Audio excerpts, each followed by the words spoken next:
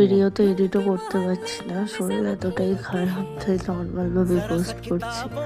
একটা ভিডিওতে পুরোটা আপলোড করতে পারি, তাই আরেকটা আপলোড করলাম। দেখো এনারা দুজনে অনেক সুন্দর খাচ্ছে, আর পাশে রোগী বসে আছে।